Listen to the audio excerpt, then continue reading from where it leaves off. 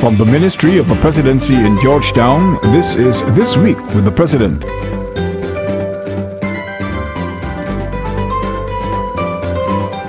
Welcome to this edition of This Week with the President, a weekly news magazine which provides you with an in-depth look at the policies, programs and work of the President of Guyana in his quest to realize the good life for all Guyanese.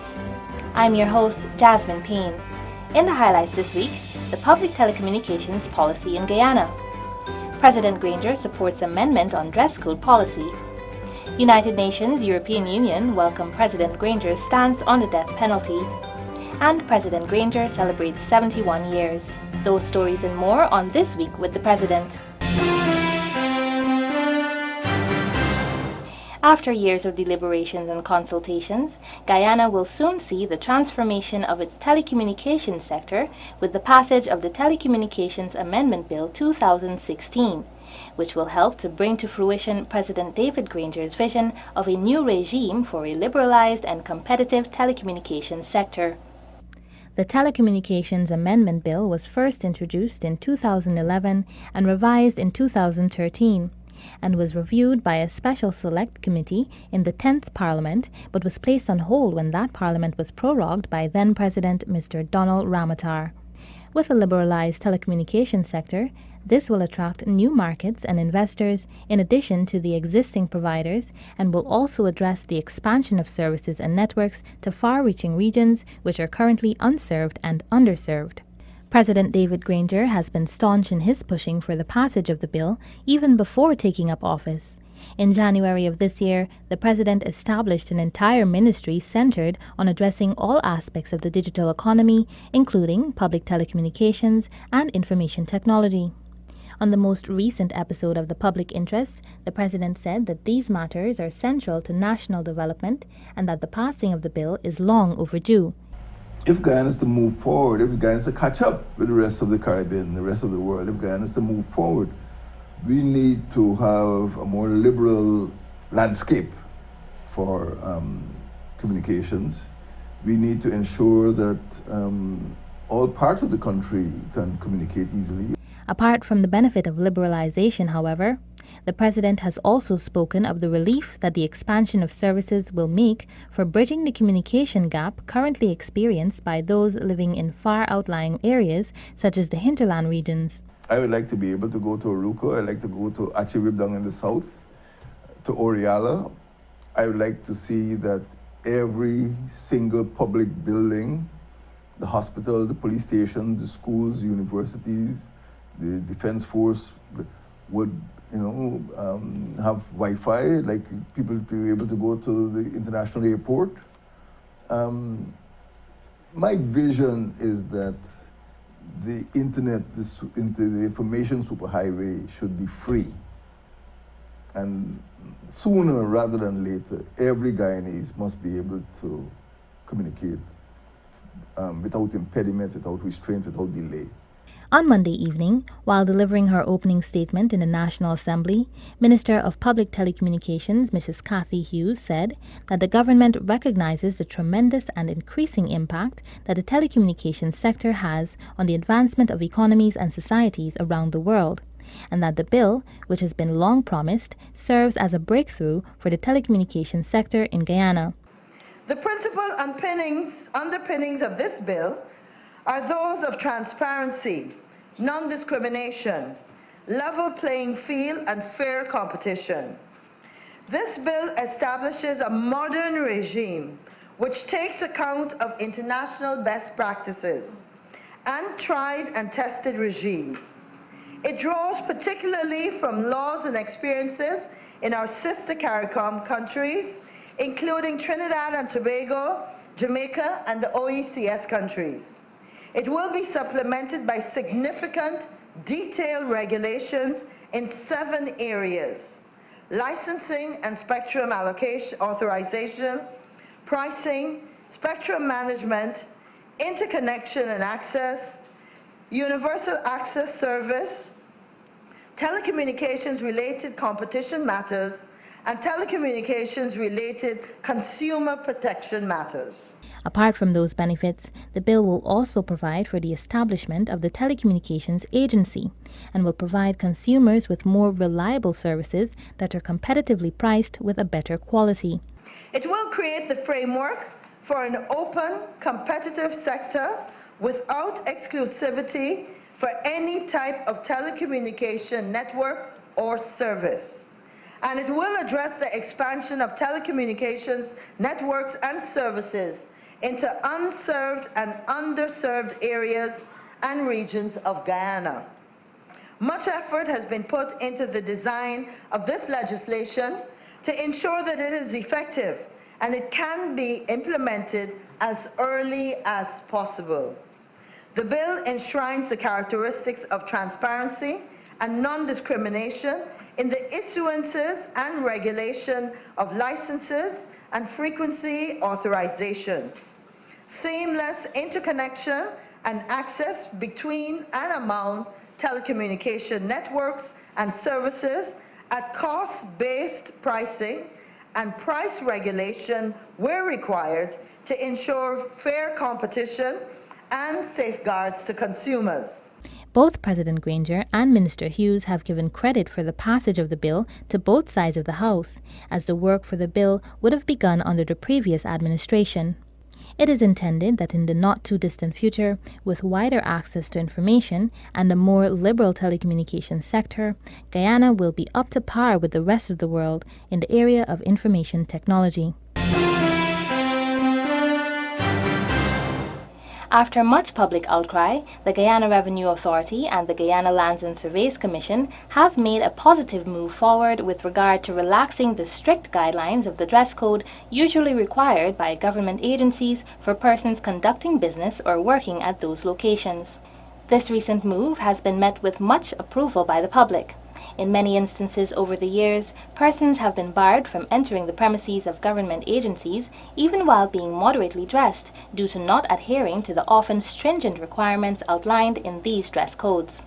More recently, the subject of dress codes has once again become topical as more persons, particularly women, both young and old, have borne the brunt of overzealous security personnel who, in an effort to observe the prescribed dress codes of their organizations, have turned away or refused entry to persons who have been deemed inappropriately dressed.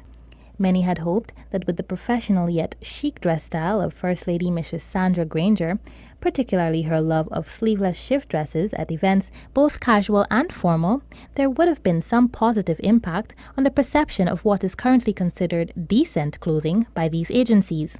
President David Granger believes that the code of dress is archaic and must be amended to suit the ordinary Guyanese. The President made known his belief on this week's edition of The Public Interest, where he said that the dress code, while catering to modesty, must also be reflective of the weather and comfort of individuals. The dress code, I don't know where it came from, but it seems to be quite archaic in some respects. In the 1970s, we started moving towards comfort and towards particularly allowing females to dress comfortably in accordance with the weather and, of course, what they could afford, bearing in mind the needs for decency. And it is my view that some of the requirements in the so-called code, they're certainly not law.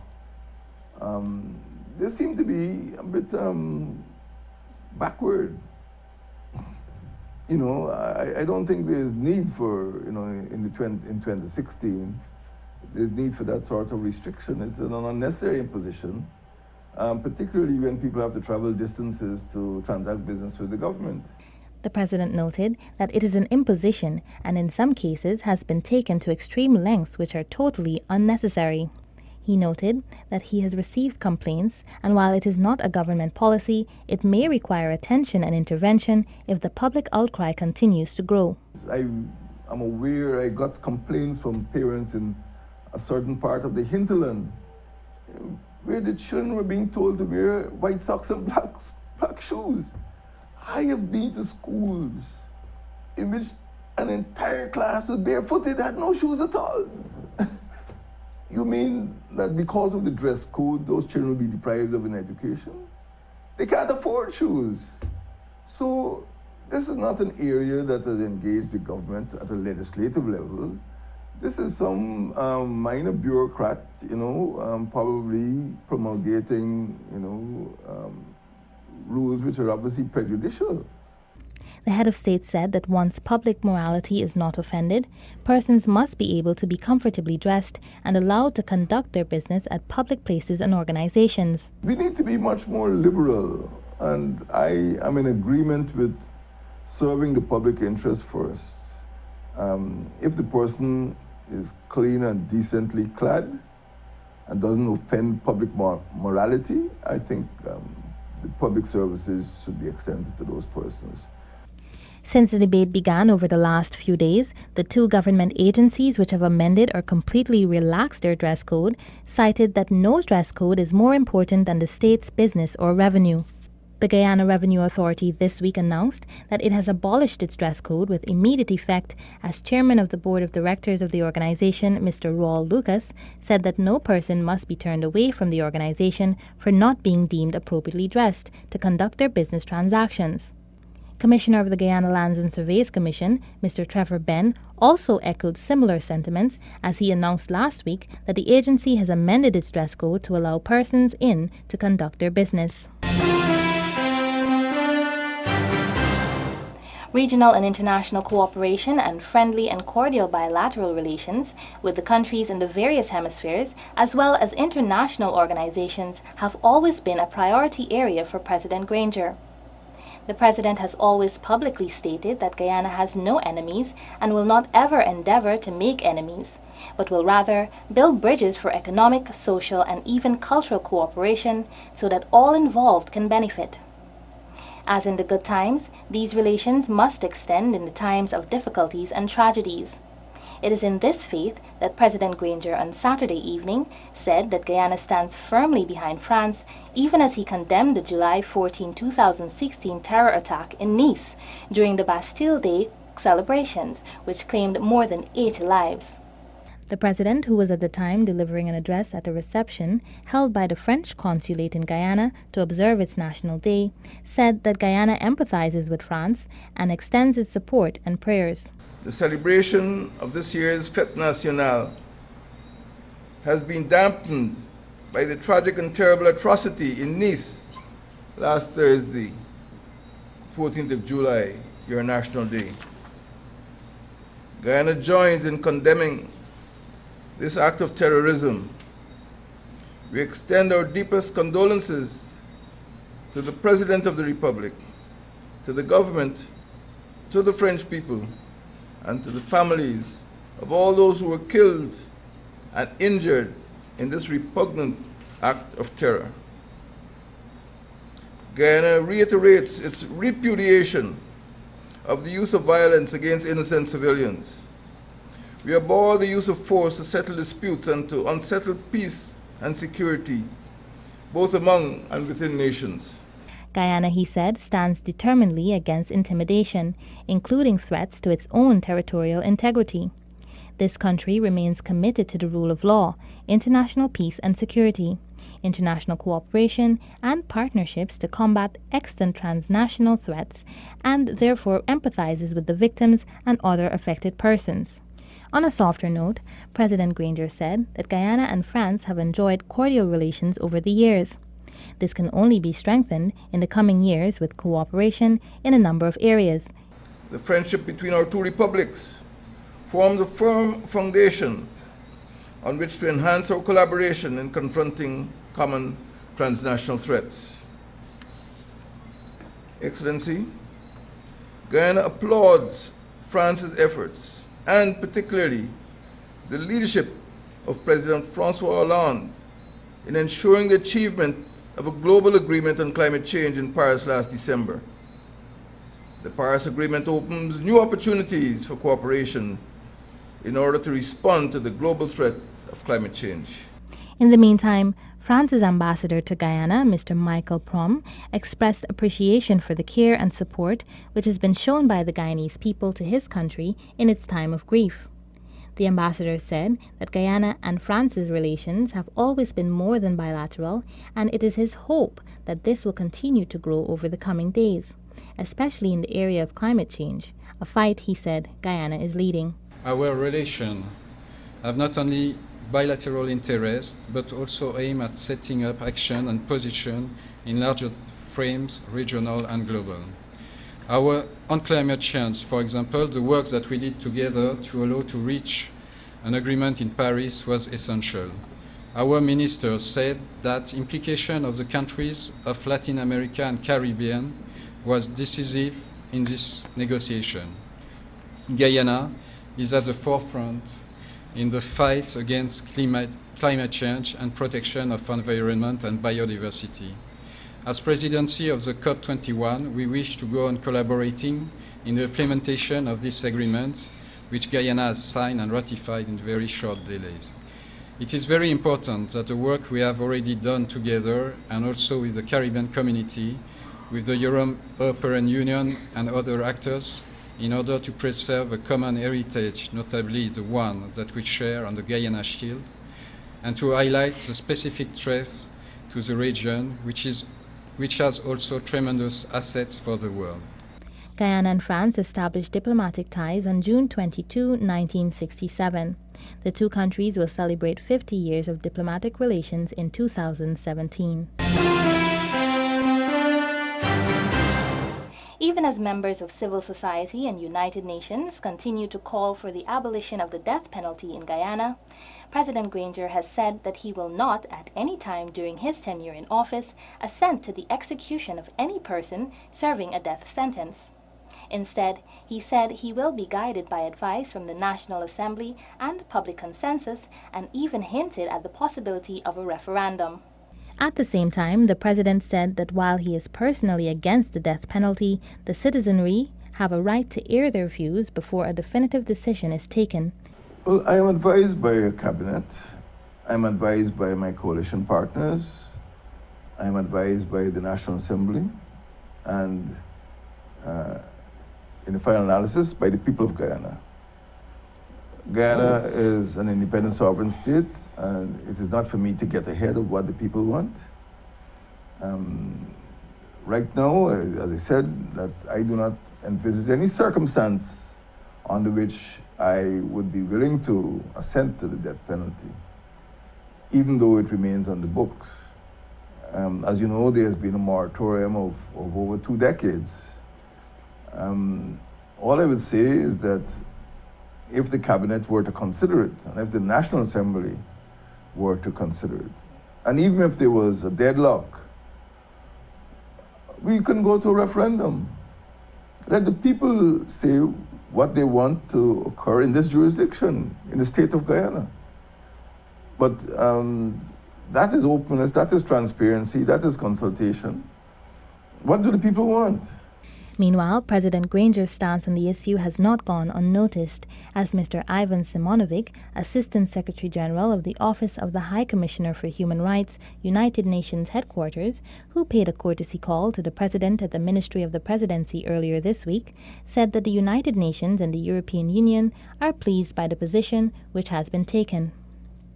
In an invited comment, Mr. Simonovic said that the organizations too welcome the involvement of the population in the decision. It was a very good discussion. President's statement that we have heard recently, that during his tenure there would not be any executions, is a very encouraging one. I would think that also it is very encouraging that the government intends to establish a committee that will be reflecting on the issue of death penalty. It is extremely good because experience in other countries have proven that the more there is information about death penalty, the more discussion about the death penalty, there is a strengthening of the trend of moving away from it. So we welcome this development very much.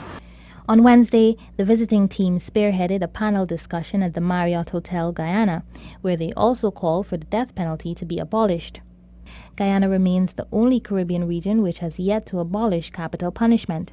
However, many remain optimistic with the position which has been adopted by President Granger, not only to withhold his assent to any executions, but to have the Guyanese people speak and let their voices be heard. President Granger's stance to respect human rights can be seen in many of his policies.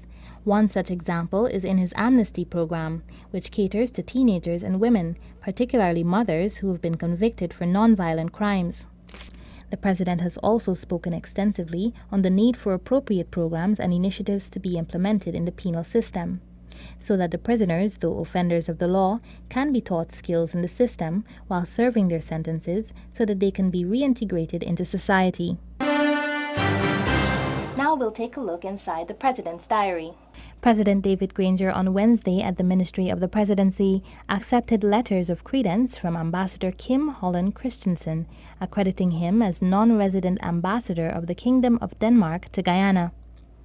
During the ceremony, President Granger and Ambassador Christensen committed to ensuring that the existing friendly relations between the two countries are further strengthened for the benefit of both nations.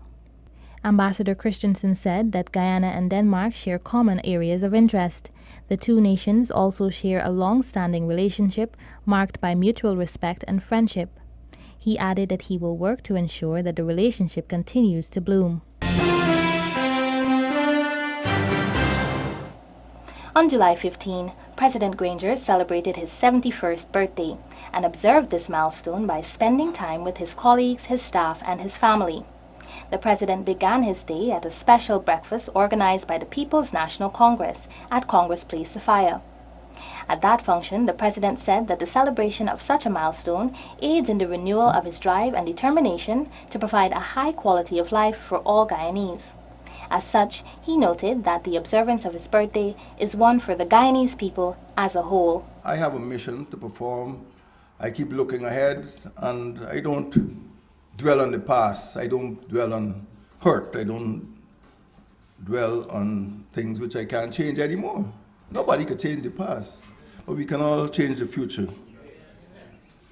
And it is about the future that this 71st birthday is all about. And of course, my little granddaughter who called this morning to say happy birthday, Grandpa, Farah. I always wonder what sort of country we will bequeath to that generation. Will we bequeath those holes in the ground, the abscesses of Region 8? Or will we give her country, a bountiful country, a country with the greatest biodiversity in the Caribbean, a country of prosperity, a country where we don't face or we don't have to confront the sort of interpersonal violence that we see on a daily basis? Later, the president joined his staff and members of the Guyana Police Force at the Ministry of the Presidency for a simple celebration.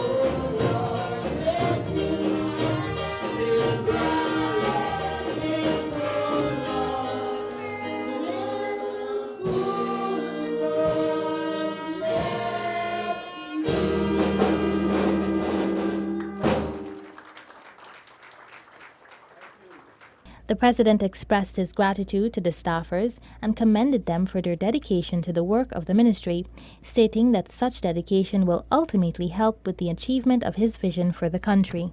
I think we've set ourselves a course in this country, and I am very confident that all of you as members of the presidency understand the direction that we're moving in, and you feel happy to be part of that movement. On July 16, the President and First Lady, Mrs. Sandra Granger, visited the Hope Children's Home at Enmore, East Coast, Demerara, and spent quality time with the children there as part of his continued birthday celebrations. While there, President Granger and Mrs. Granger sang national songs and made merry with the staff and children of the home. The event was organized by the Press and Publicity Unit and was the culmination of a ministry-wide book drive for the children of the orphanage. Almost 400 books, stationery, and toys were handed over to the home in support of President Granger's focus on an education nation.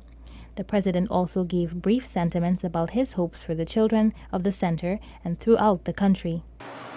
We have an opportunity in Guyana now to continue to remove inequalities so that persons who have any challenges would get the same opportunity or equal opportunity to be the best that they could be.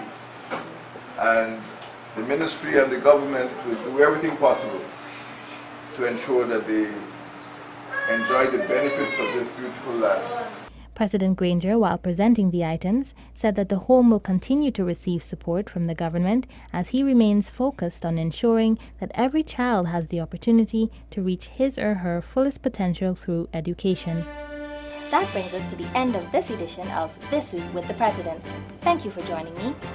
For regular updates on the Ministry of the Presidency, visit our website www.motp.gov.gy. Like our Facebook page, Ministry of the Presidency, and follow us on Twitter and Instagram at MOTP Guyana.